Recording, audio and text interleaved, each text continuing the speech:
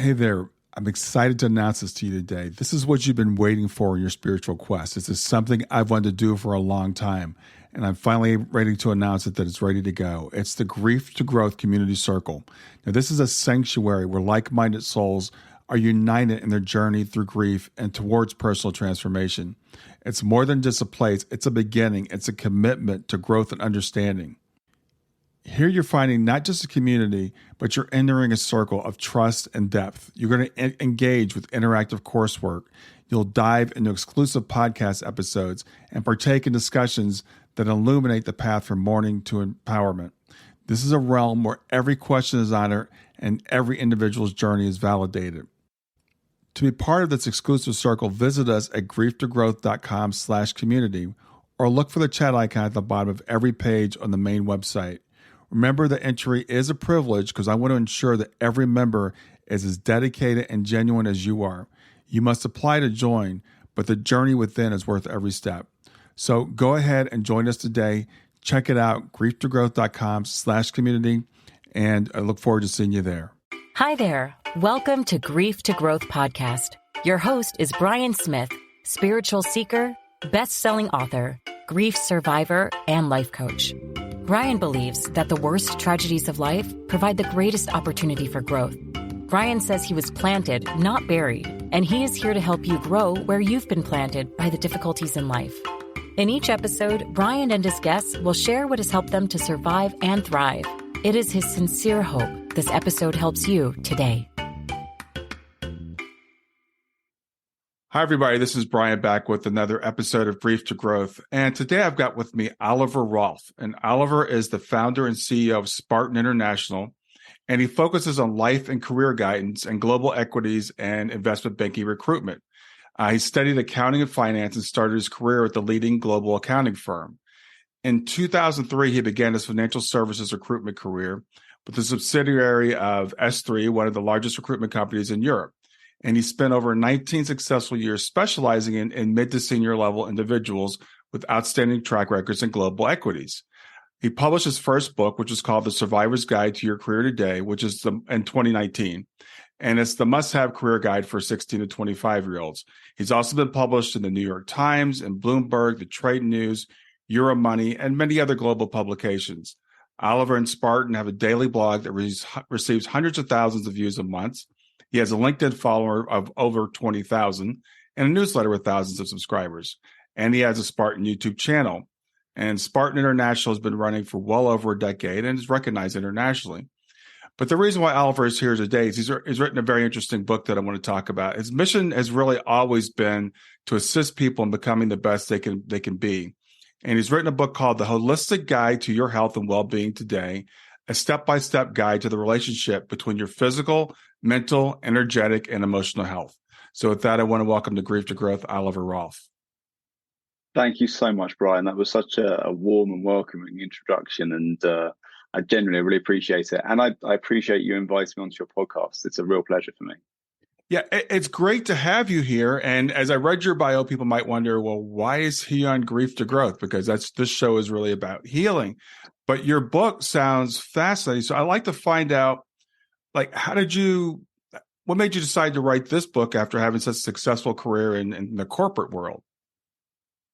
It's a great question, and there are quite a different number of factors with this. So I'll start with actually why I wrote the book when I wrote it. So as you quite rightly mentioned, at the end of 2019, I wrote my first book, The Survivor's Guide to Your Career Today. And it really is it's a complete guide for people in the latter stage of education, early stage of career, gives a great overall view, but it also starts leading into meditation, mindfulness, being a bit more aware of yourself. And I think awareness and self-awareness is key. That, especially for me, I think that is the key point of the book. It's the key point of the sentiment that I believe that I'm trying to portray, importantly, because there is no one size fits all when it comes to health and well-being. And there's no one size fits all when it comes to an individual. We are all genuinely individuals. That's why we have individual. And for me, the best way that anyone can help themselves is by genuinely knowing themselves the best that they possibly can, because that's the starting point of everything. Mm-hmm. So in the book, so going back to the book came out in 2019. I was unbelievably tired at that time. I was actually exhausted from work and from the book and everything that was going on around me. So I thought, you know what, I'll wait till 2020, because 2020 was, I think, well, for many a year was the big year where the world was going to change. We had flying cars and whatever else. Right. So I thought, right, I'll push it over and do some marketing then. And then something happened a couple of months into 2020 that basically changed the world. So I was sitting in my garden with my kids and my wife, and it was a beautiful day. It was, it was really lovely, and very fortunate to be where we are. But I like to work, and I had just this overriding kind of energy to go, I can't do this. So I turned to my wife and I said, look, I just can't do this. And I think she said, you can't do what? I think she got slightly worried after 2.5 weeks in lockdown that I wanted out. Mm-hmm. But obviously, being very supportive, I explained that I just had to go and do something and really put my energy to good use. And bless her, she was unbelievable. We've got 2 young kids, so she really helped with them throughout the whole of lockdown and homeschooling, whilst I wandered off to the office and started on the book. Now, this book has come about in so many different facets. The long and the short of it was 10 years ago, about a decade ago. I slipped the first disc in my back, roughly about chest height, in the thoracic. I think thoracic 6 or 7, if memory serves.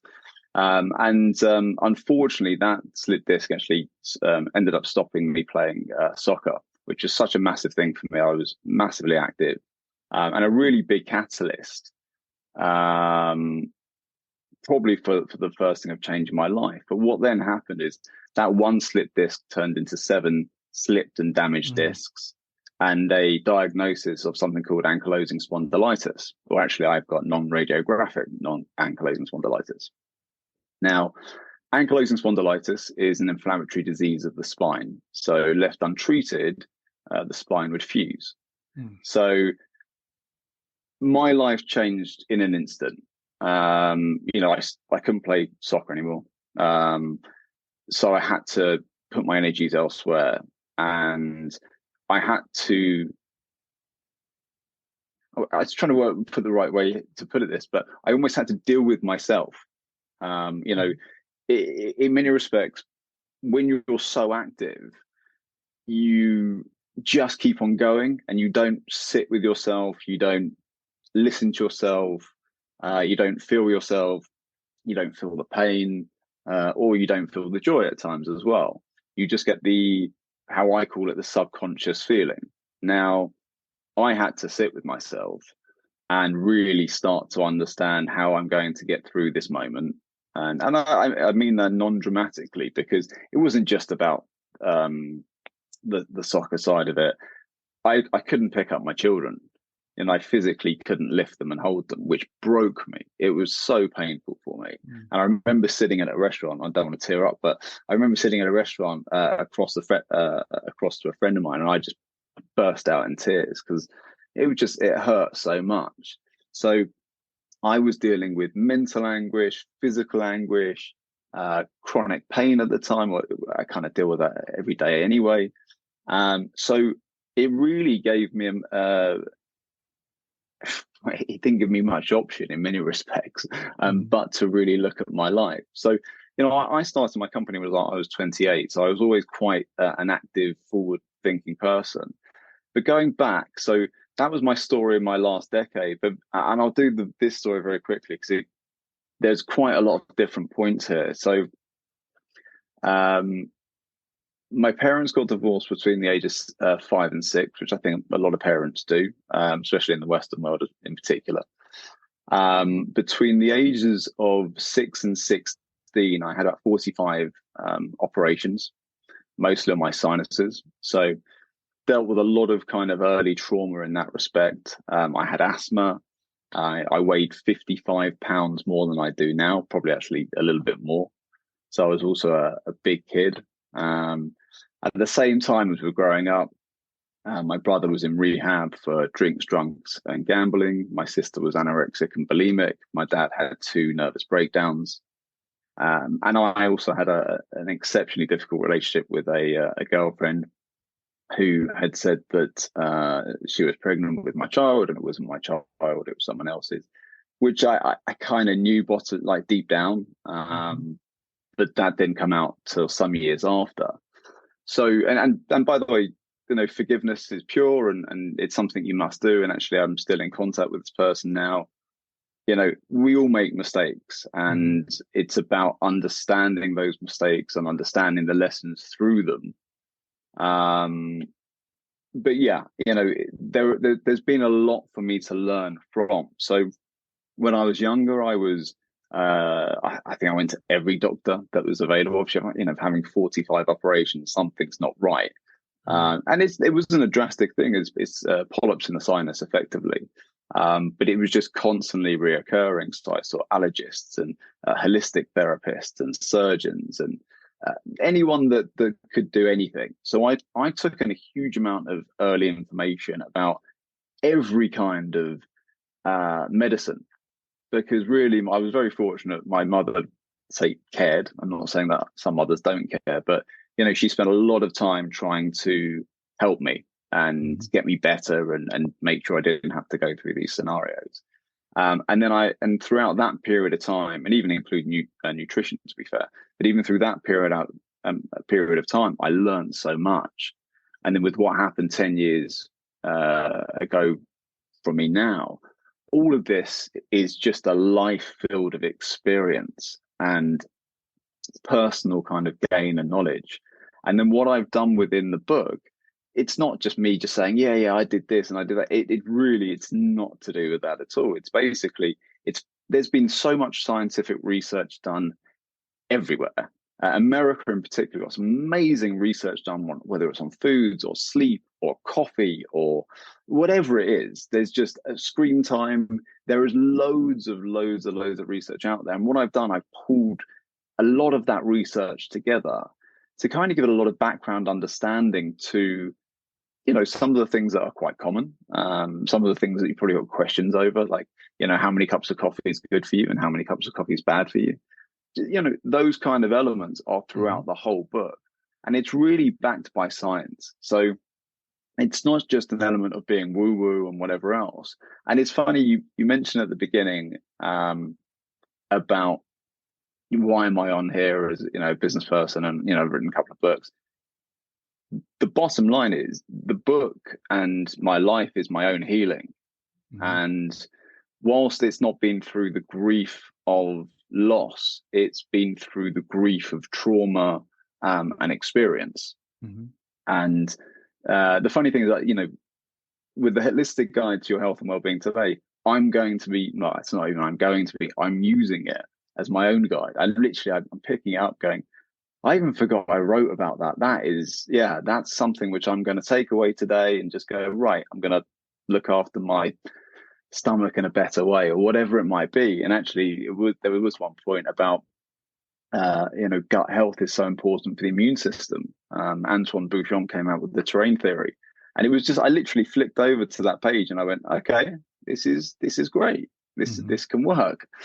And it's been so positive. So I know it's quite a long, in-depth answer to your question, but there really is a huge amount of background to why we are with the book today. Yeah, it's an important answer, and thank you very much for sharing that level of detail, because we tend to look at someone's bio and we think we know everything about them, right? So it's like, well, this guy is a recruiter, so what do you know about this? And you gave a really good answer as to what your life experience has been, and I love what you said about grief, because when we think about grief, we think about the loss of a person, but grief can come about from any type of loss. It can come about from illness, from trauma, from different things.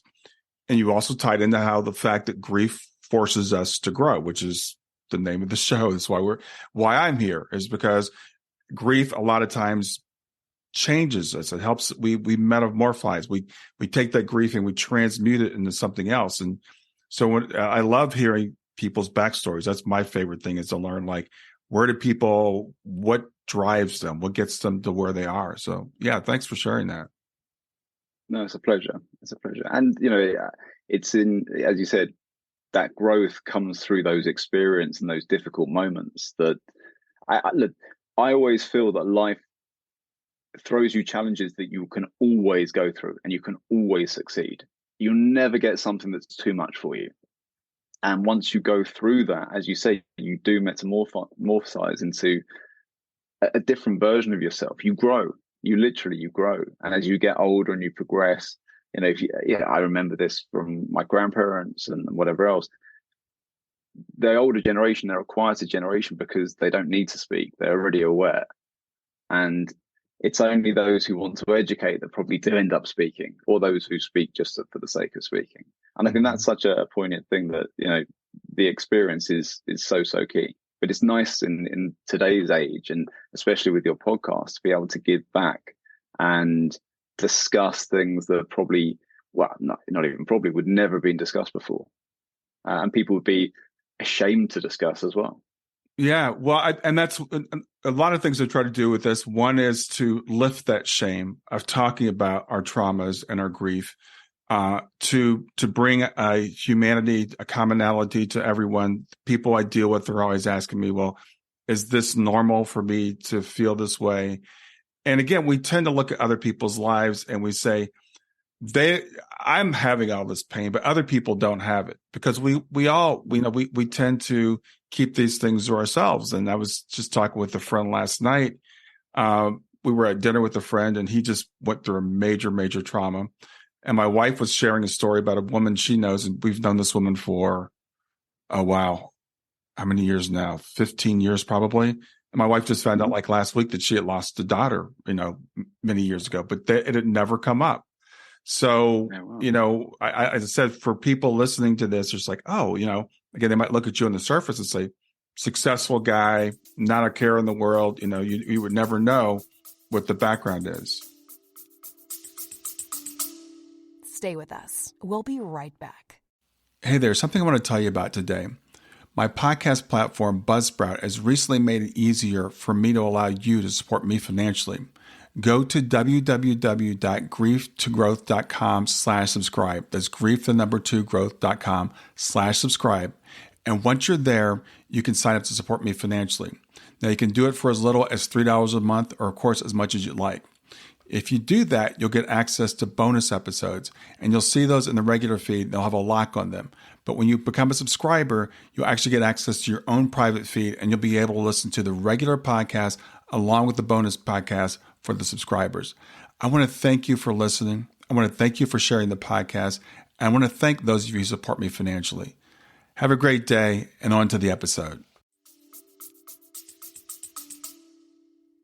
Yeah, it's and sometimes that in itself is a mental challenge, because you carry those scars with you, and you carry it with you every day. It's like, it literally is like, it is like luggage, and it's there. And I think if people, you almost want people to appreciate it in some ways. So you go, look, just so you know, gone through some stuff, give me a break. I'm doing my best. And it's almost that kind of attitude to a degree. And I think, for me, well, whether I've always been like this, I can't even remember, but I tend to be on the very much more positive side of life. Personally, I don't see why you'd want to be on any other side. You'd be harming yourself before you even started. At least give yourself a chance and think well. And personally, there is that magnetism and connectivity of life. And I do believe that what you put out is what you receive. And it's not just being, talking about it on a fairy language. You have to do in life. If you want to succeed, you have to do. And a lot of people, I think, sometimes just expect. And there are other people who do and don't get. And I think there's always a timing when you do get and when you don't get. But I always think that there is to me, there's a soul's path and a soul's destiny, or a destiny in life that everyone has to follow. And again, this comes back to self-awareness. We are amazing creatures, that we have feelings and we can understand those feelings. And you've got your subconscious that will give you a physical pain to make you realize of something, that you've made a mistake, or you need to look at something. It happens constantly. And the thing, there's a great book called Blink by Malcolm Gladwell. Not that I should be promoting his book, but it is a fantastic book, and I actually talk about it in mine. Mm-hmm. And Blink is basically the point of, if you're an experienced individual in whatever field, within a blink of an eye, you would recognize, more likely subconsciously, that something is not right about a scenario. And he gives several scenarios about the same thing. And it's the same way as if you walk into your room and something is off. If you walked into your bedroom and someone moved something, or there was something that that was always there, you would know subconsciously that something is not right in your room. And that is how the subconscious works. And I believe that the more we can connect to that, again, it comes from the self-understanding, the self-awareness, the more you can actually start to help yourself. And then once you've helped yourself and created that solid foundation, then you can start to move forward. However, what I've started to, let's say, maybe understand or probably believe more, is that you have to keep a constant check. It's not a case of, well, I'm good. I'm good now. So onwards I march, and I shall never look at myself again. I think actually it's constant reflection and constant understanding. And I don't know about you, but so I often make mistakes, unfortunately, like everyone. But mistakes really hurt me. If someone hasn't agreed with not someone who hasn't agreed with the decision, because that sounds really like I'm trying to be a people pleaser to everyone, but if I've done something and someone specifically disagreed it, or was generally very angry or anxious about, that would stay with me for a little bit. I have to sit on that and really, really let that work through, because otherwise it will stay with me for quite a long time and end up probably hurting me for the long term, to be fair. Mm-hmm. And I think that's kind of what happens. And I, as I said, I can't say that I've been through probably the deep grief, which a lot of people have. I know my very good friend of mine is a CEO of a grief encounters charity in London, so I'm aware of it. But even having that loss, that grief, by not, I say, almost facing it and dealing with it head on, the harder it becomes for a longer period of time. And I think that becomes with anything, and it's so hard because dealing with it is whatever it is, whether it's loss of someone, a situation, even you have small losses. If someone leaves my company, I feel a loss. You have that disconnection.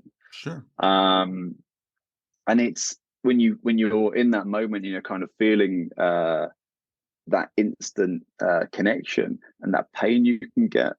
But that pain actually brings you so much understanding and experience and learning that you go, okay, well, why am I feeling like that? How can I improve that? What can I do next time to ensure invariably that doesn't happen? Or just to make sure that there's a better way of either you do it, dealing with it, handling it, or whatever else may be.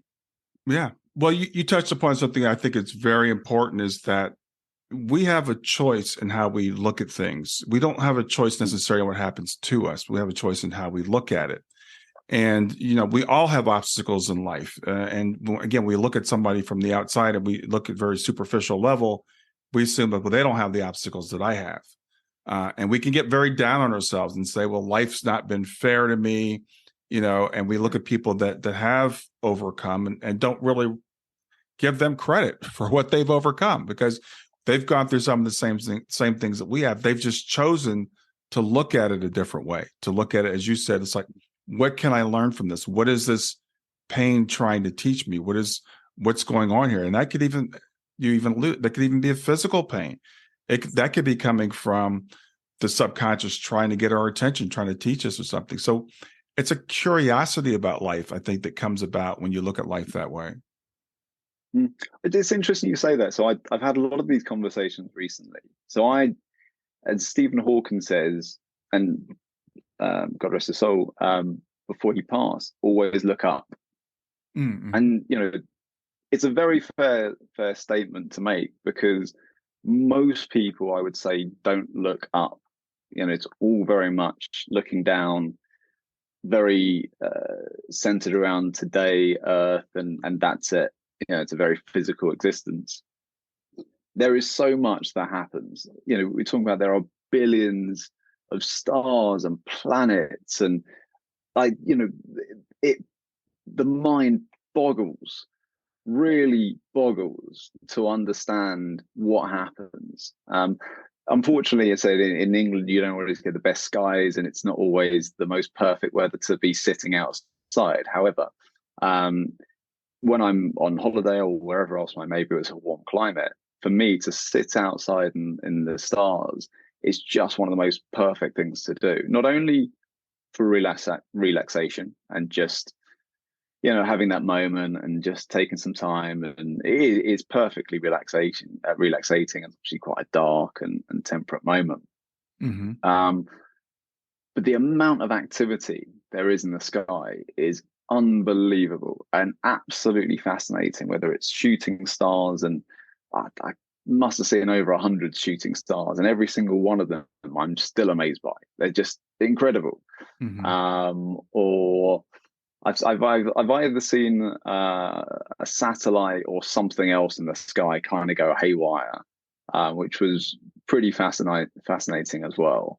Mm-hmm. I don't know what, but there's just so much cool stuff that's going on, and I think when you do look up, I think the anxiety of Earth kind of dissipates a little bit, and you go, okay, well, look, there's a lot more going on than just me. And I've always in my life had a call it a macro view, a very look outside, looking in view, top down. Mm-hmm. And I genuinely feel that perception is beneficial. Whilst I'm talking about obviously looking in yourself and understanding yourself, it's almost that's being the core. That's kind of that center point where I think everyone needs to have. But I genuinely feel having that top-down view and seeing how everything is connected together, because everything's connected together. In executive search, you see synchronicity the whole time, and just in the most fantastic and fabulous of ways.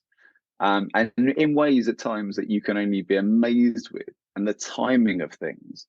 You literally can't plan things better than what's already being set in motion. And sometimes you've almost got to just ride the wave of life and ride the energies. And actually, I do feel that we get energies at different points. So when you're going through a grief moment, I always feel, and I think this is correct, your frequencies are lower. Mm-hmm. I think that's right, rather than higher. And it's almost rebalancing yourself and going through those individual moments, and it literally is. It's just those individual moments.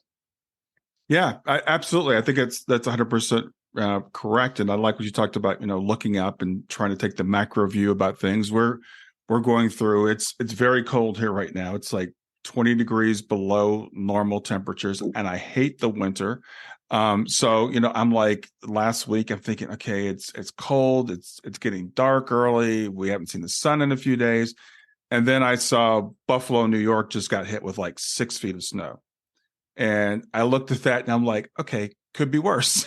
So my whole attitude changed, and today it's sunny. It's about it's up to freezing now, but it's sunny. I'm like, yeah, at least I'm not in Buffalo.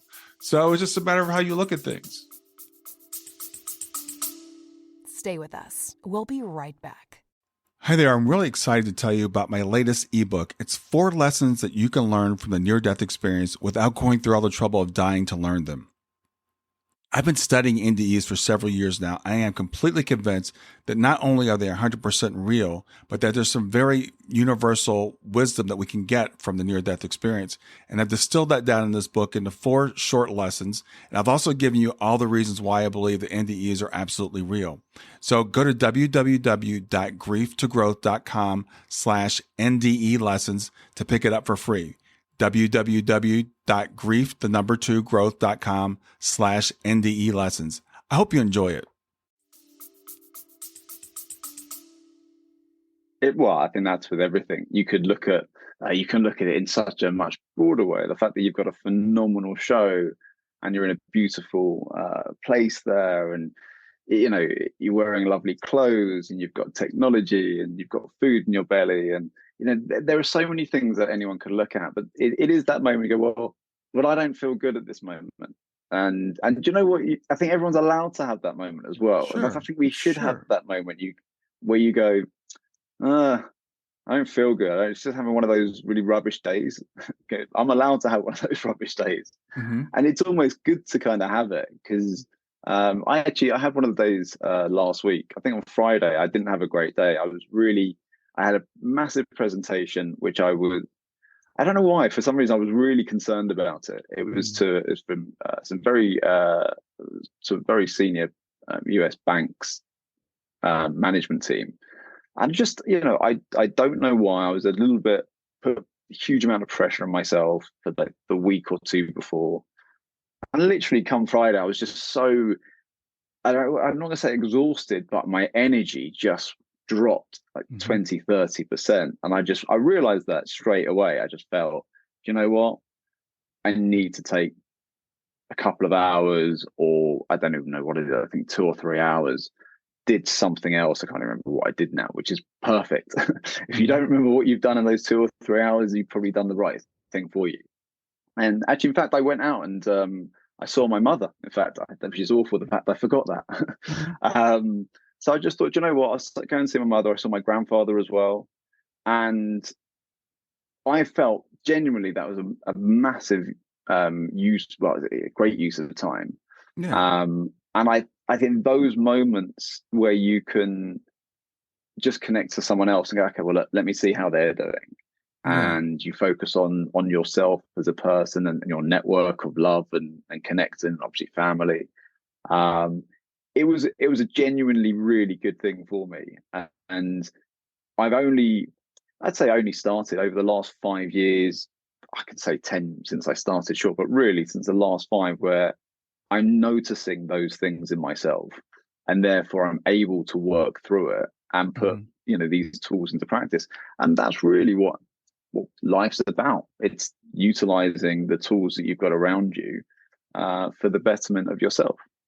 Yeah, that's a perfect example, and I love what you said there, because sometimes people, when people like you and I are talking about healing and with people, it's like they could be this, I call it toxic positivity, where it's like they think, okay, well, I'm just going to feel good all the time. I'm never going to have a bad thought. I'm never going to have a bad day. And we all do sometimes, but it's feeling that, not judging ourselves for having a bad day or putting pressure on ourselves, and saying, okay, what am I trying to tell myself here? What am I going to do? Take some time off, because we can our society tells you to push, and just push through it, which is not healthy in the long run. I mean, we're all human beings, we need those down times and those down days, and that's how life is. Life is it's a flow, it's a river. Absolutely. I think that's such a lovely way to put it. And I completely agree. It is a flow. It is the flow of life. It's like the chi. It really, it's enjoying the flow and not, I think that's almost the point in what you're saying, really. It's not pushing against the flow. Because if, realistically, at that moment, I could have gone, I've got stuff to do. I'm just going to go and do it anyway. And realistically, all you're doing is pushing yourself into a chronic stress level, which eventually will lead to burnout. Yeah. And it's going to be far, far worse for you than taking a few hours here or there. It's the whole point of what I'm talking about. It's just going, look, accept that you're not going to be running at 100 miles an hour every day of your life. You're a human being. We are affected by viruses, by the weather, by energy, by people around us, by family, by love, by money. Give yourself a break. You're doing a good job. I mean, Yeah. people, and do you know what? This is the other thing as well. Forgiveness. Forgive yourself. Forgive yourself first.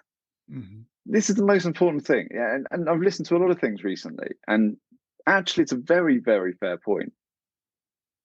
If something's happened, a lot of the remnants of that pain is about your own forgiveness.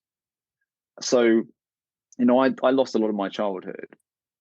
I probably took that. Well, in some ways, I probably took that on myself Mm-hmm. as being my fault, but it wasn't my fault. I didn't do anything about it. It was just what it was. It was the reality of life. Mm-hmm. And actually, there's another book which is in my book called the Four Agreements by Don Miguel Ruiz, Yeah. which I love. I think it's brilliant. Is Mm-hmm. absolutely fantastic. But one of the main things he says is don't take things personally, Mm-hmm. and I love that because I would say in life most people take most things personally, and when you don't, you start to actually. I love how my mind's working. It's giving me like really good images. It's like water for ducks back. Mm-hmm. When you start to not take life personally, someone says a comment, you go, oh, okay, and then you move on, rather than going, you said that thing, and what thing when you're still holding on from like 3 weeks ago. Right. And they're probably not even directing it at you, and it was a flippant comment, and they didn't really mean it. And the thing is, when you're taking these little things in, and you can hear things.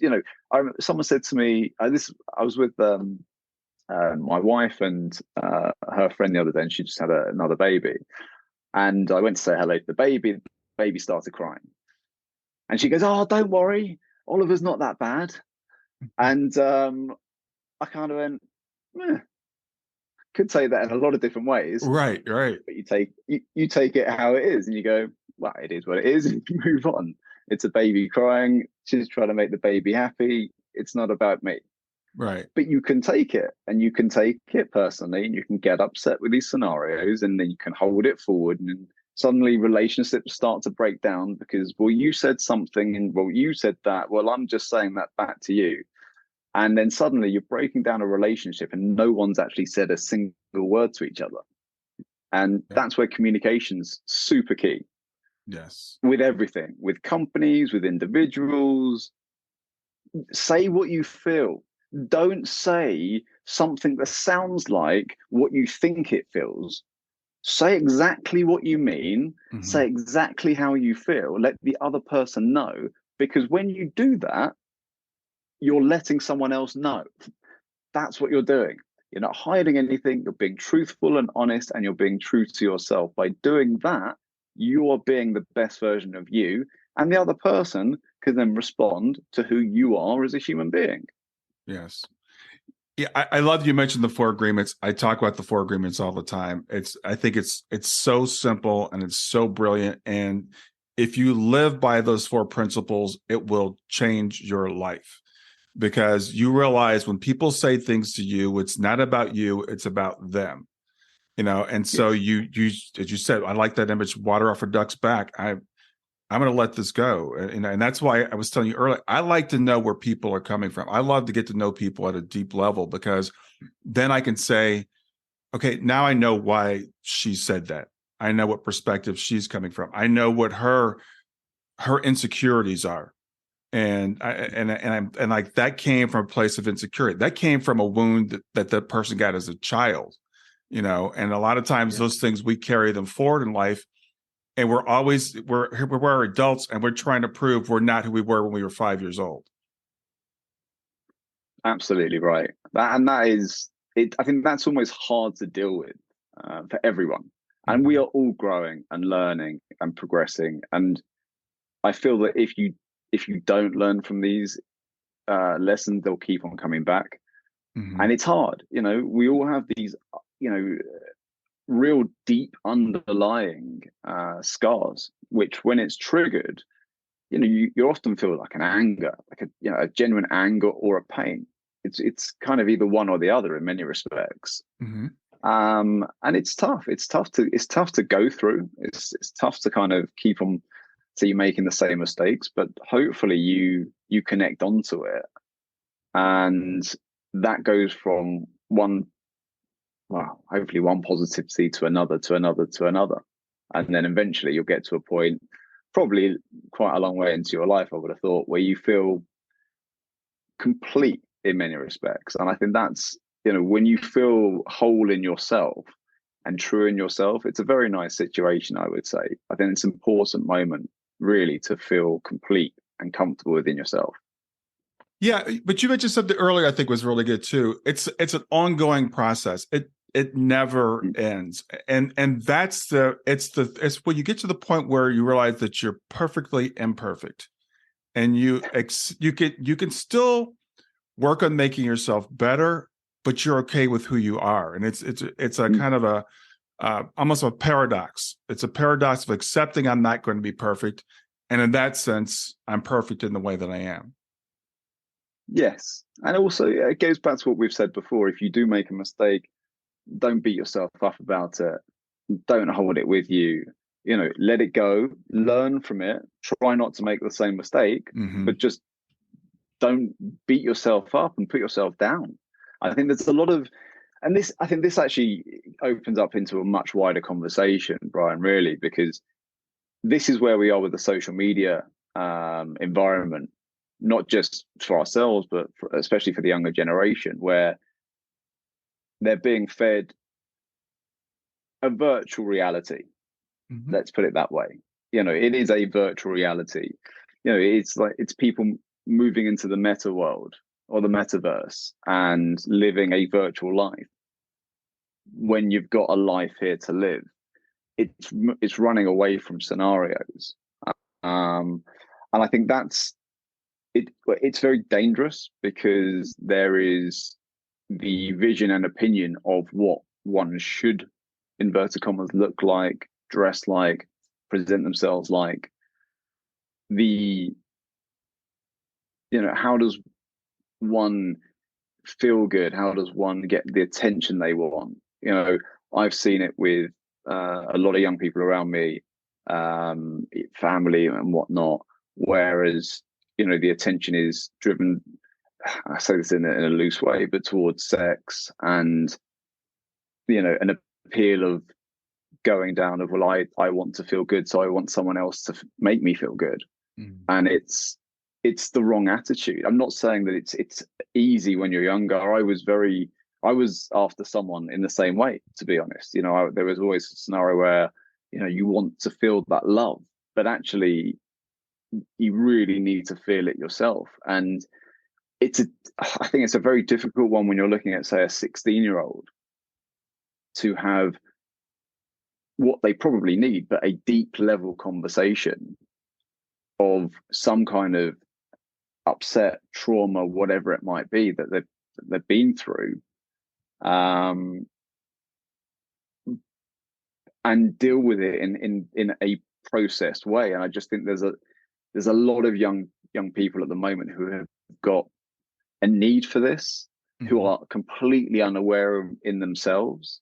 I think it's very difficult for parents to constantly pinpoint and highlight this, because it is just difficult. Obviously subconsciously people hide their fears and weaknesses and frailties. And it's a very complicated and difficult time when you're a young, say an older teenager, moving into real adulthood, and dealing with all these emotions and pressures. We are in a very difficult moment, and you add that towards what we had with lockdowns. I think it was exceptionally difficult in that age group in particular. Yeah. The mental health that we've all really struggled with, and everyone has been, as we mentioned before we started. I genuinely believe that everyone's been affected, and if they haven't, I feel that they have. It just either hasn't manifested themselves, or they're just completely unaware. And it could be to the smallest amount, whether it's staying at home slightly more, And just being, I noticed myself, I feel more comfortable at time being at home. And that probably happened because I spent 2 years at home. That's a shift So, I think a lot of us have made and not even realize. I just saw something the other day when we went into lockdown, people were like, "What do you mean I have to stay at home?" And now people are like, "What do you mean I have to leave my house?" And you probably, I'm sure you see this in the recruiting space. There's a big premium now. People want to work from home. People didn't really think about that 2 years ago. People and a lot of jobs never even considered working from home. But now, my wife's at the company, they're pretty much all virtual. And we got together with some of them at a dinner the other night, and a couple of them were like, "I'm never giving this up. I don't care what they say. I'm not going back into the office." Yeah, as someone said to me the other day, I was talking about this, Pandora's box was opened and everyone saw what a flexible life could be like. And so I'll give you my specific breakdown. So if I were to work a week from home, I would save a whole day a week from not traveling. Mm-hmm. So automatically, I'm already 20% up. So automatically, anything I do on a Friday, hypothetically, or a Monday, or whatever day I choose, is already more than I would normally have done.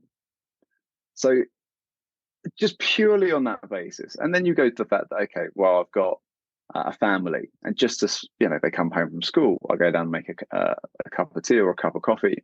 Hi, how's your day? How did you get on? Can I have a hug? Do you want something to eat? Those moments you can't get back in life.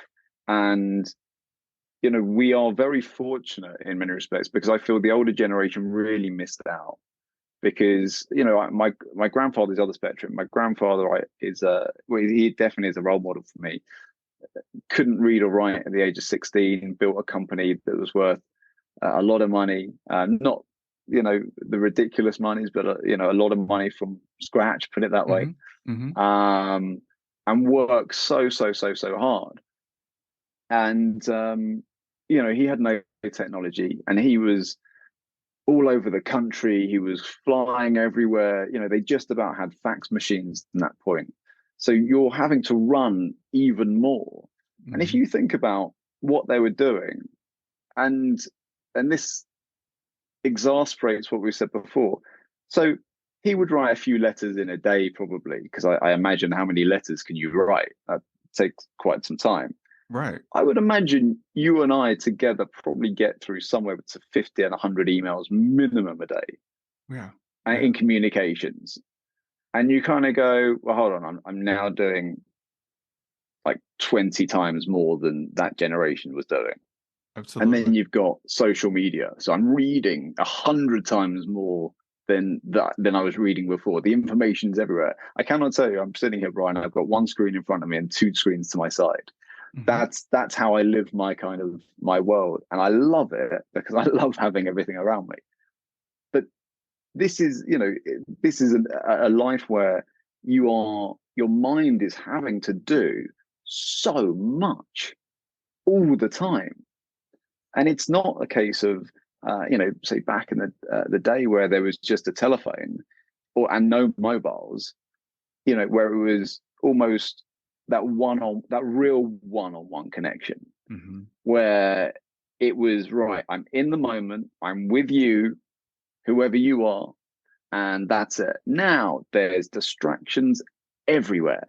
There's distractions from the phone, from people around you, from internet, news, and also it's news which is not always news. It's news that you're being told about for some reason that you didn't know about, but someone thought it was a good idea to tell you for some reason. I'm sure, Brian. Right. Yeah, you just brought up an excellent point. And I was just talking to my wife a couple of days ago about this, because there is such a literally, like anything you want in the world, information is available at your fingertips. I'm like, what a time we live in. And I think back like at biblical times, and people, you wrote things, if they got written down at all, it was a lot of oral tradition. And I'm like, now we can know. Like I deal a lot with the afterlife, and I'm like, we can know. There's studies out there, and I can have access to all of them. But it also can be overwhelming, and this is why a book like about holistic health is really important, because our brains are processing so much more than they were before. I am constantly, like, I was just this morning before I got on this call with you, I'm like, I'm in the middle of 2 courses right now that I'm taking online because they're all available. And I'm like, am I going to finish this one first, or am I going to finish that one first? I was like, oh yeah, I've got that one out there that I started too. So you've got to really learn to focus and hone in on what's important. It's true. It's funny you say that. I'm doing a course as well. I thought, well, I'm doing 7 things at the same time, so why not give myself an 8th? Yeah. And the funny thing is, I'm now 3/4 of the way through it, and you kind of go, okay, right, I've got to do the last bit, and the last bit involves a bit of video and some interviews, and you go, okay, well that takes a bit more time. So am I going to get time to do it? And you kind of push it a little bit to the side because it takes a slightly different level of effort or whatever else. Right. You mentioned something before in terms of the afterlife. So I'm a big fan of Dr. Brian Weiss. It is doctor Brian Weiss. I'm sure that's the right person. Miami-Dade. I think that. So I've done regression twice. Yeah. So in my life's always been involved in the spiritual world in one form or another. My father's been involved in it. My mother's very spiritual, although doesn't explore it more than anything else. And invariably, actually, the spiritual world really helped me through my trauma when I hurt my back and got my diagnosis.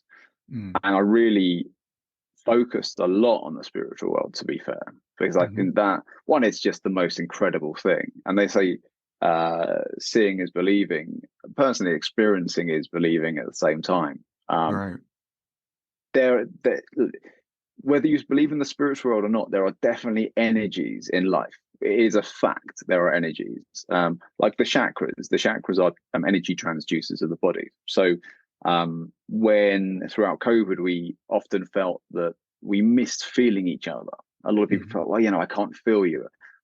And over Zoom is a different thing. I think you can have some form of a connection over Zoom. There is a some energy connection, but just not that same level.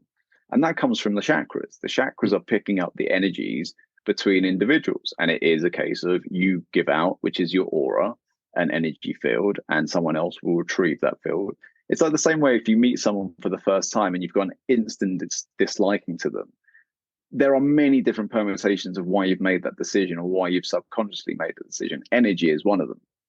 If they've got a field to them that you just don't, but you personally or subconsciously wouldn't agree to, you will get that feeling instantly.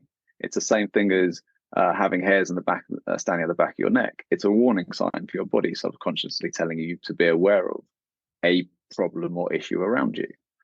So all of these things together are so valid and valuable. But the regression side of it, I just found an amazing experience, a really wonderfully amazing experience to go through a former life and in many respects experience the pain of life and the release of death as well, which was quite an amazing experience.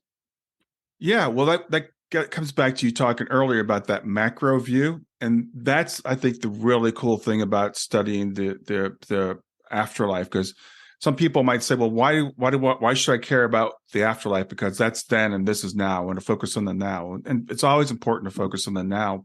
But it's also, again, putting that perspective in life is like, okay, this isn't all that bad. Everything that I go through is temporary. I've been through it before. I've been through worse before. I've always come through it. I was, again, speaking with someone just last night. We were talking about the idea of death. And I'm like, death doesn't mean the same thing to me as it does to other people. I have to be very careful when I talk to other people about life because, and I can't remember who said it, but someone I know said, we have one life and it's eternal.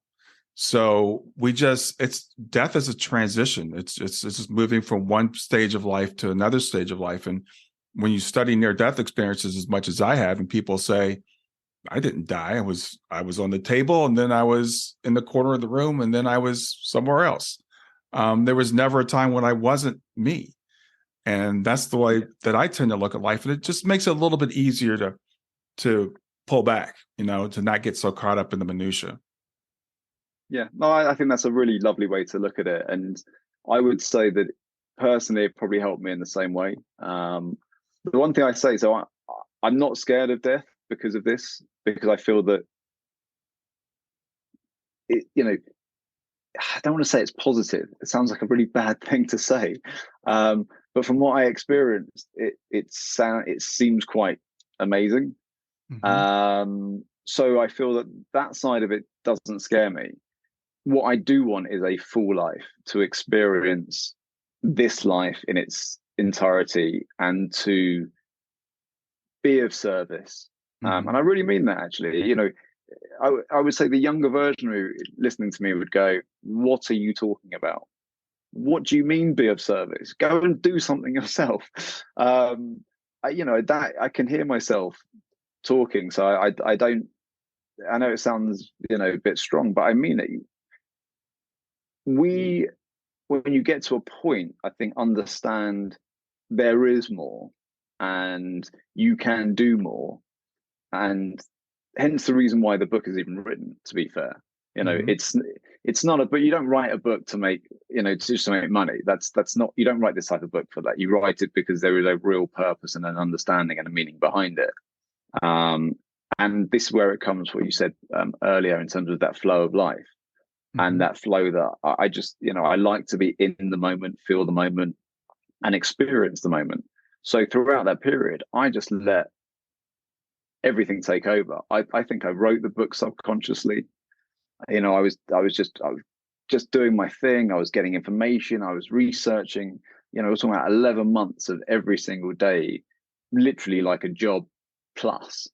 Mm-hmm. And it was a real flow in that moment. So yeah, I think that it's such a lovely way of what you connected to when you do feel and see that element that it's not so bad at the end. But Yeah. as I said before, I really, my key is I really want that long life to just give me the chance to do what I'd love to do, and just help as many people as possible. Yeah, and again, that's one of the paradoxes about life, is that the more you understand that death is not a bad thing, and I've said it so much, I'm not scared to say it anymore, but I know it sounds weird to other people. It's not a bad thing, but it makes life actually even more precious, because you realize that you do have a role here, you do have a purpose. And again, it lightens life a little bit. It doesn't, I have a tendency to be a very glass half full person. I tend to look at things negatively. That's my nature. But the more that I study this, the more that I get into it, the more I'm like, yeah, things aren't that bad. Things are good. Like I was saying earlier, it's cold here. Normally this time of year, I would be like depressed. I have seasonal affective disorder. I get sad in the winter. I was talking to somebody the other day. I got the sad light to put on my desk to help, and that helped for a I've got while. one just down here. But I actually gave mine away. I had a friend that she was suffering, and I said, "I'm going to give this to you." And she said, "Well, don't you need it?" I'm like, "No, because I've accepted that this is how I am this time of year. It's just a lower energy time of year for me, and I'm just going to accept that." So I get up a little bit later in the morning, go to bed a little bit earlier at night, because that's the season. That's what the sun's telling me to do. Yeah. No, do you know what? Bless you for giving your lamp away. I've got one literally sitting next to me. Mm-hmm. So They're helpful. they really are. And I pulled it out my cupboard last week because it just dropped and everything was dark and wet Mm-hmm. and cold in London. I just thought, oh right, so here we are. So let's see where we are. But I love what you just said, and the fact that you to take that on and just go, look, I understand. Okay, it is what it is. Let me readjust my personal schedule. And this is exactly what I'm talking about. So you just went, well, I'm going to do this. I know there'll be, I'm sure, people listening to this who just go, well, I can't do that. I've got to be at work at whatever time. Sure. Yeah. You can try and alter a day to give yourself time to create a balance. You can try and in small areas, whilst it might not be as easy and as flexible as you've been able to do. And to be completely honest, so do I, with my back. This time of year, the cold, the wet, the damp, mornings are tough. I don't put myself under pressure. I don't make myself feel guilty. There was a time that I did. I used to feel horrible that I was, in bed for another half an hour, or at times maybe an hour, because of the pain. And you got to go, well, does it help you? Yeah. Does it help you continue throughout the day? Yeah. Is it the best thing that's for you and your family? Well, yeah, probably. All right. Well, then give yourself a break and forget about it. Right. Yeah. You articulated so well. I recently worked with a coach, and he talked about like taking breaks throughout the day. So, I talked to a guy. There's a clock I didn't even know about this called Pomodoro, I think it is, where you work for like 25-minute segments. So people actually put like a thing on their desk, and it'll time them for 25 minutes. And then you work for 25 minutes, and then you get up and you take a break, 5-10 minute break or whatever. And you're actually more productive than if you just sit and try to power through. And that's that mentality that says, I'm going to be more productive in the time I'm working if I take this break, and if I treat myself, more gently. Yeah, not everybody can do what I do, because I walk for an hour and a half first thing every morning. But I also get up early to do that, because the rest of the day I'm sitting at my desk. And because of my schedule and my lifestyle, I'm like, if I want to get any activity in, it has to be first thing. So that's what I do. But for other people, it might be walking after dinner. It might be taking a 20-minute walk after I finish dinner, whatever works for you. Yeah, so mine's usually late afternoon if I can, or early evening, just after work. I can then make a few phone calls. I usually take my dog out. It's a great excuse to walk, and that's, again, it's one of the things that's in the book. Having a pet is just such a good reason to get out the house. Yeah, it really is. And obviously the love and affection you get from an animal is amazing anyway. And if you are by yourself in particular, I would definitely recommend getting an animal, because I just think having someone who just looks up at you and just goes, I love you, but can I have some food, please? It's quite a nice thing. Yeah. Well, let's talk about the book. So give me some examples. We've give a lot about it, but give me some examples of what's in the book that can help people. So the book is 420 pages. It covers a lot of things. Yeah. So the first and foremost of the book, it breaks down into the basis of the immune system. And I think a lot of people were told a huge amount of information over COVID, and I don't think any of it really went in. So I picked out 5 or 6 points of the immune system to start with. And then it goes on to talk about healthy living and lifestyle. So healthy living and lifestyle it's a plethora of things. It could be talking about sleep. So getting the right amount of sleep. So 6 to 8 hours sleep, the right temperature between 15.6, I think it is, and 19.3, I think, something like that. Those kind of elements. Coffee, as I mentioned before, 2 cups of coffee a day is fine. Up to 6 is okay. Sorry, up to 2 cups of coffee a day is beneficial. Up to 6 cups of coffee is okay. Over 6 cups of coffee becomes a negative for your lifespan. So you're going into different elements throughout the whole of this book in terms of the health, healthy living and lifestyle in particular. Also talks about screen times, the negative effects of screen times, being aware that the red, green, and blue light of the screen affects your circadian rhythms. So, I think everyone's been at some stage in their life somehow on their phone or iPad or TV or whatever, and you were supposed to be in bed at 11, and you look at your watch at like 2:30 in the morning, and you're like, why did I do this? Why has this happened? And why did I not look at my time? Invariably, what happens is at that point in the day, the blue light of the screen is resetting your cycle. So you're not tired, or especially when you got the screen right in your face, you're not tired. And these kind of elements, you've just got to be aware of them. But over a long period of time, they can have a genuine negative effect. So that's kind of the opening gambit. Then we talk about the nutritional sense. As I mentioned to you, Anton Bouchon talks about the Tran theory, which really it's factual, but it's what you eat, and within your I think it was 70% of your immune system is within your gut.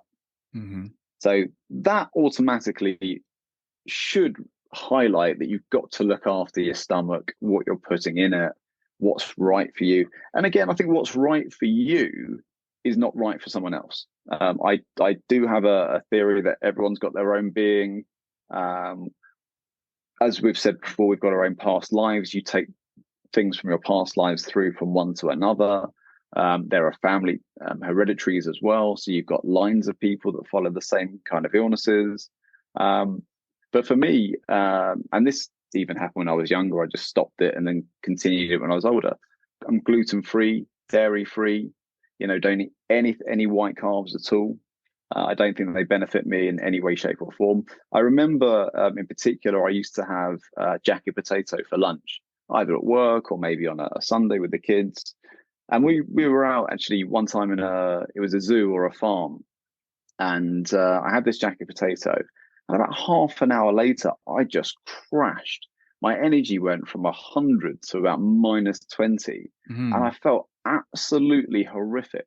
And the sugars in there and everything else just really started to affect my body. So I try and eat as fresh as humanly possible. So lots of fresh veg. I don't eat too much fruit personally because I find it too sweet. I'm not particularly sweet person, but that's not a great thing to say. But also, I guess people go, well, hold on, you don't eat carbs, you don't eat sweets, you don't drink any dairies. Like, one, what are you eating? And two, I'm never going to do that. And the way I answer that is pretty simple. So the reason why I eat a lot of salad started when I was younger. So as I mentioned, I was 55 pounds heavier when I was a younger lad. Now, the reason why I started to eat salads, I went to a TGI Fridays. I don't remember the restaurant. It's awful. Not a great restaurant, admittedly, when I was a kid, but went to this restaurant and we were about to order our food, and the waitress was putting down this salad this tray to the table next to me, and it was massive. It was huge. There was loads of food on it, and I was like, "What is that?" And my mum goes, "That's a salad. It's like a whatever salad." And I went, "I'm going to eat that." And basically, I started to eat salads because it was the biggest thing on the menu. And so, it wasn't a healthy start. And from that moment, actually, I started to absolutely love it. And I do like the freshness. I like the crunch and all that kind of good stuff. But the way I look at food in particular is that the sun is the biggest and most powerful and most important energy source. The sun feeds everything. The sun gives everything energy, and the sun grows the fruits and the vegetables and everything else. The closest thing you can get to energy is a raw piece of vegetable or whatever it might be, a raw piece of anything, really. I do eat meats. I do eat fishes. I'm not adverse to that. I know that I would say that being a vegan is definitely something to look at highly, and definitely don't eat a huge amount of red meats. I would try not to use too much frying things as well. But there are lots of different things that you can look at. But again, that's what I found for me. So what I do in the book is I highlight the foods that are good for your immune system. So you don't have to eat them, but if you were to eat these foods, whether it's you or someone else, they are immune boosters and genuinely positive for your gut health.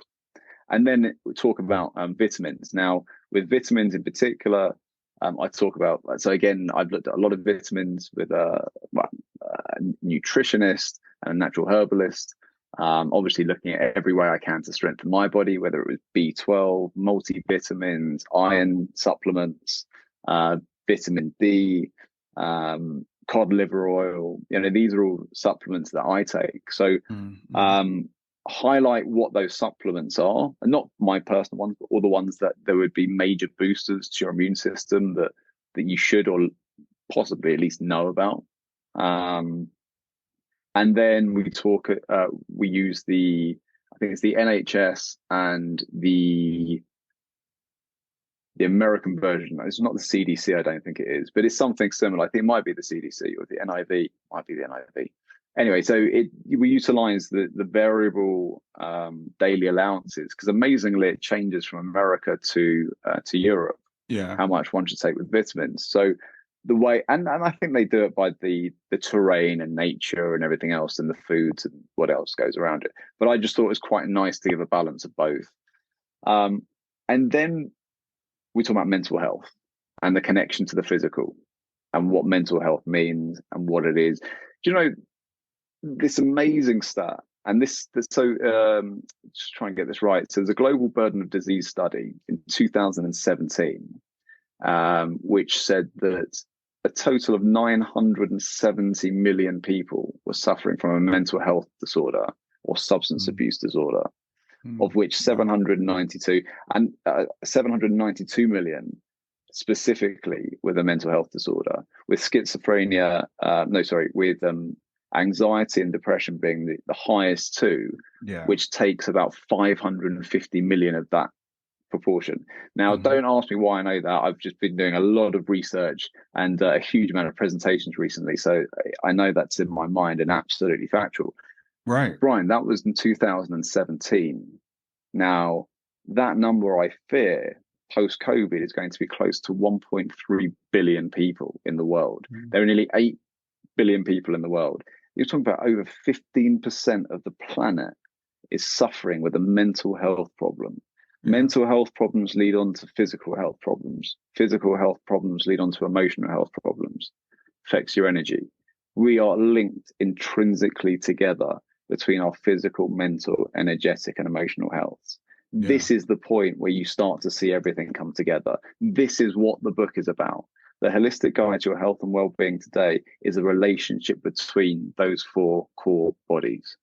And the more that one can understand themselves in each element, the more of a chance you're just giving yourself to be the better version of yourself, or be more aware to help yourself. And as I said earlier, just to have those tools available and the knowledge, really, not being funny. There's information there. As I said, it's not about my information. It's about the information of some of the greatest scientists that the planet's ever seen researching this stuff. Right. And I just happen to be the person that put it together.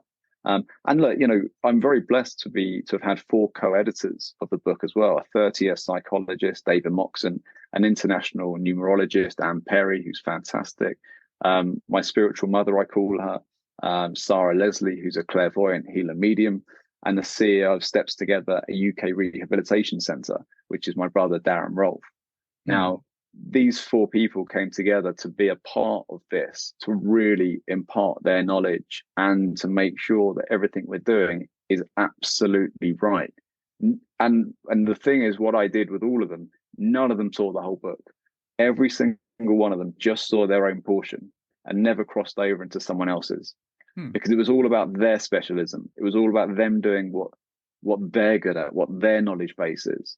And to have Anne Perry to work through our numerology part is basically, we have a really excellent basis of numerology basic guide within this book. You literally could cut that book out and go, right, here's how you learn numerology.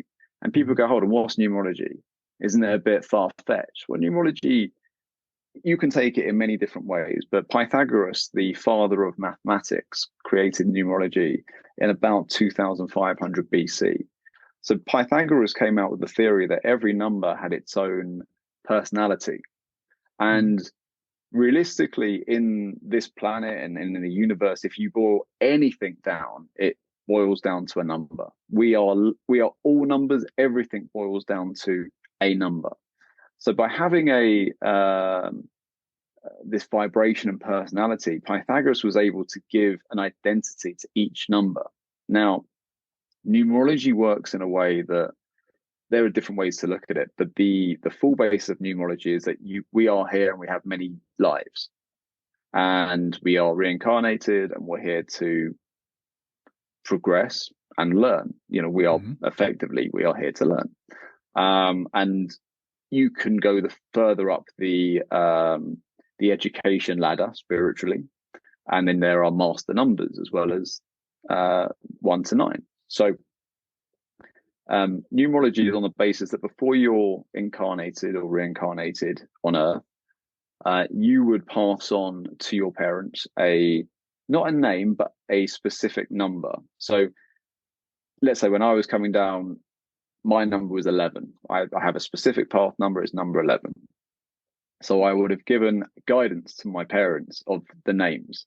And, I think virtually everyone everywhere writes a list of names. And usually you think your list of names is going to be pretty huge. And really your list of names ends up being about 3 or 4 for each boy and each girl, because neither you or your partner can actually agree on the exact name. Right, exactly. So you get this kind of list. Mm-hmm. And then suddenly the list goes, well, the first name's here and the middle name's there. And suddenly it goes, well, the middle name's over there and it's gone over there.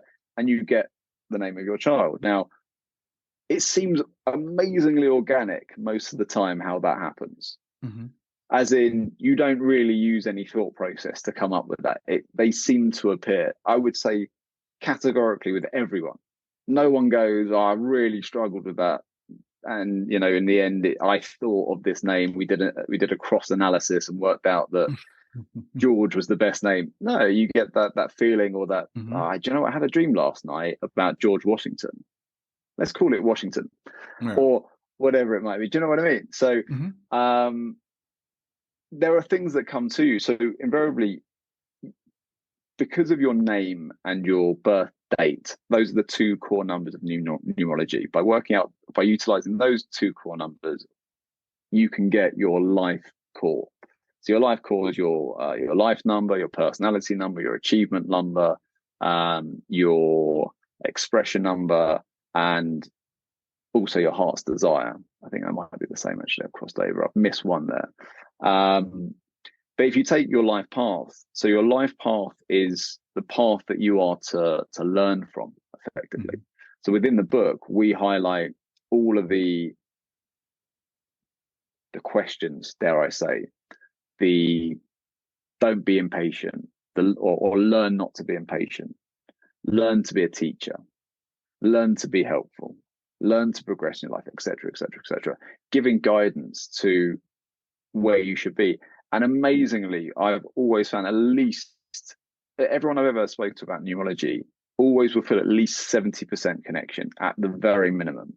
Mm-hmm. But if there's a 70% connection, there is a chance there's something not 100% right with your name or middle name or a connection to, because usually, and for me, it was 95, 100% accurate.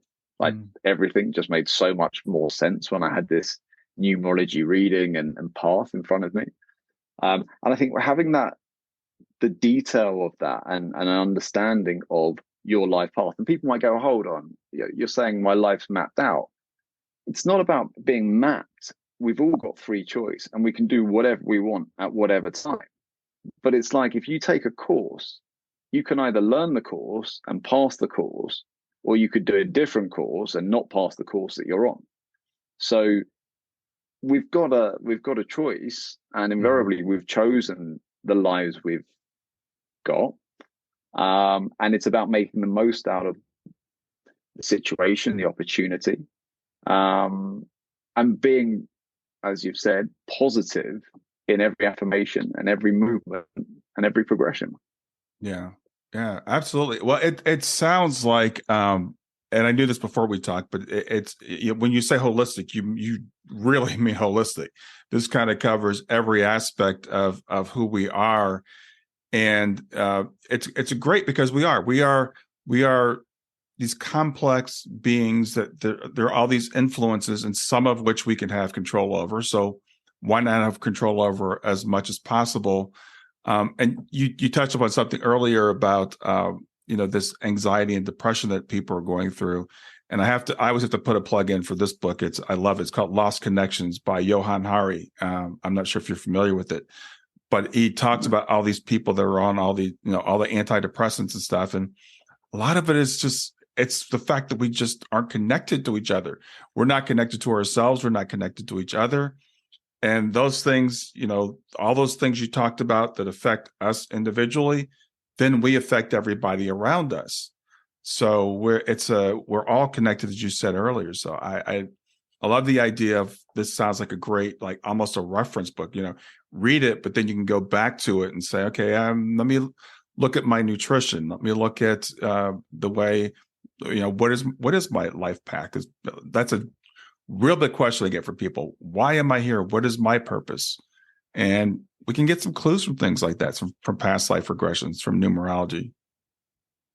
Absolutely. I couldn't agree with you anymore. I just feel that when you're at a point, especially I think with grief in particular, you're clinging on at times. You're looking for answers, and just having a bit of an answer at times is enough. It's going, Right. okay, well, hold on. There's more. There's more to this, and I want to learn more and understand more. And it's a very good self tool. So there's something else as well. So, very quickly. So the other elements in the book also to talk about advanced body language, emotional intelligence, as we've discussed already, Miguel Ruiz, fourth and fifth agreements, Blink, Malcolm Gladwell, and also Eckhart Tolle, The Power of Now, living in the moment. So whilst we've talked about a lot of things, and we've talked about the future and the past and everything else,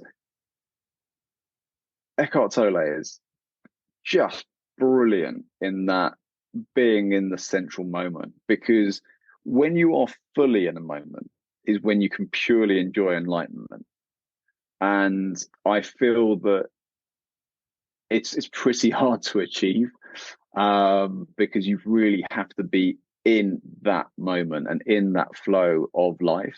And I can say, I'm not saying I'm in enlightenment every single day of my life. I work in the city of London in finance with a lot of things going on. It's not the easy thing to do, but I've had those moments, and you go, do you know what? He is absolutely right.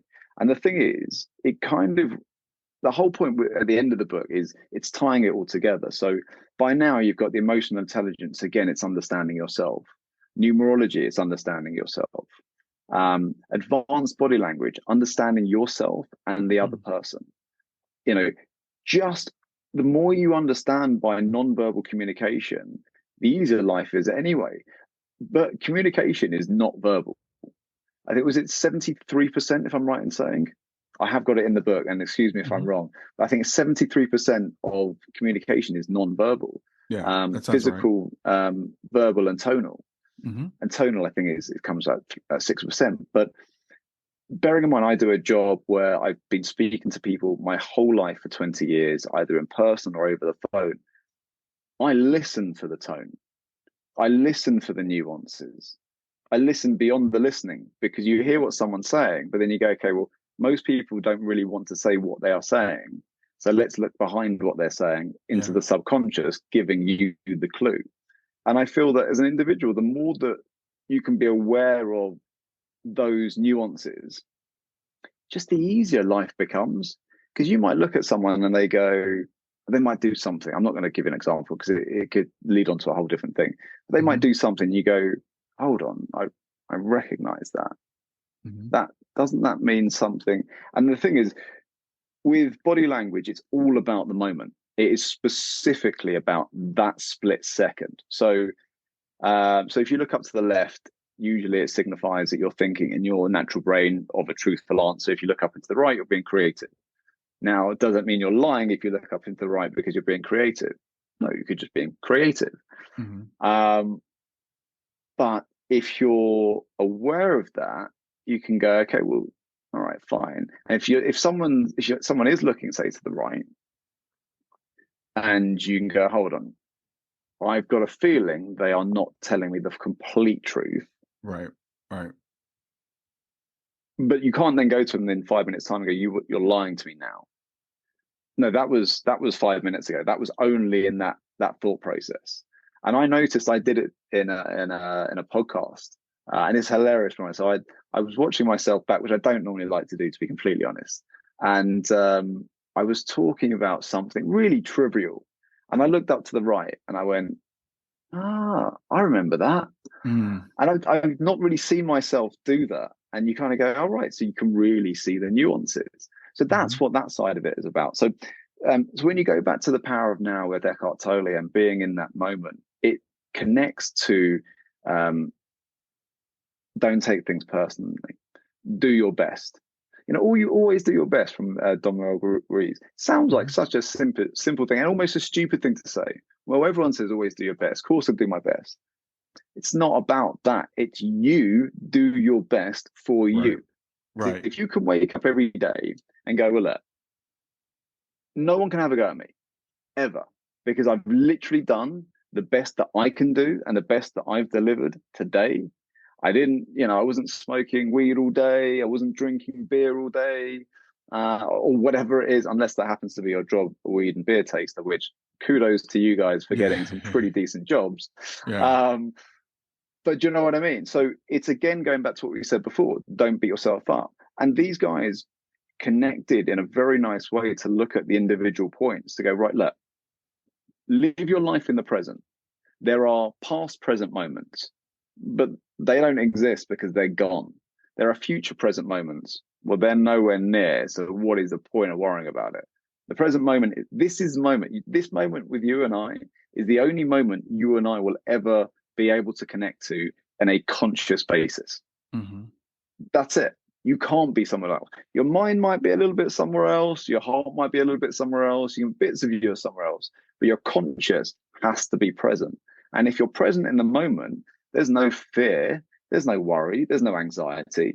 There's nothing wrong with this moment. There's nothing happening in 5 minutes that's going to worry you, because there is no 5 minutes, because there's only now. So the more you live in that moment, the less of that future anxiety that you're going to have, the less of that concern you're going to have, the less questioning you're going to have. That is, I think, a massively key tool for anyone to learn, especially when we're talking about depression and anxiety. So, piecing everything together, even up until the numerology, and then adding this element at the end, as you've said, I've tried to look at everything, but not I've tried to look at everything.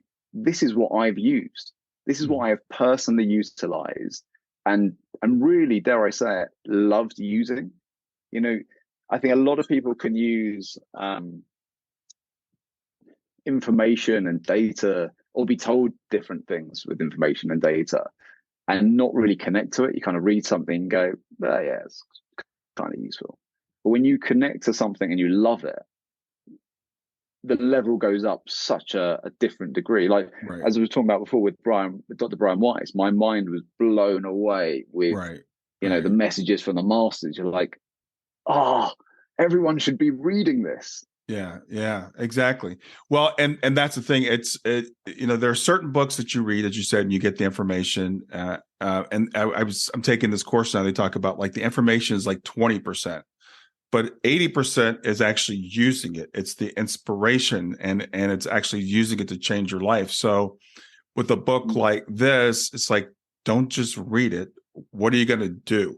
You mentioned earlier, life is about doing. So what are you going to do with it? So we've actually gone past our time. I'm really, really enjoying this conversation.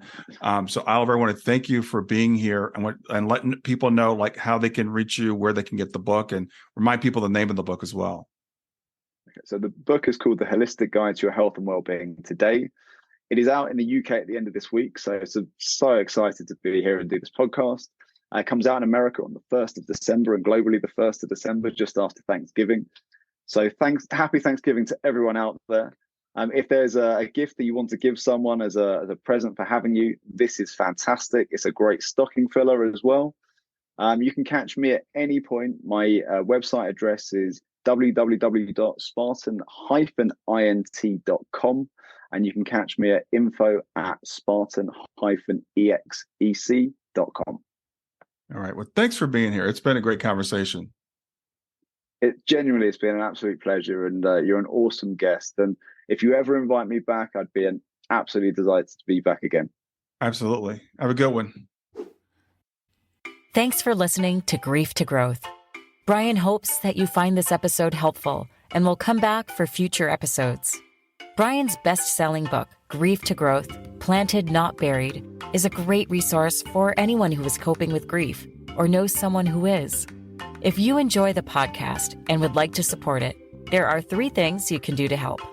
The first is to share the podcast with someone that you think it will help. The second is to go to iTunes, rate, and review the episode. The third way you can support the podcast is by becoming a patron.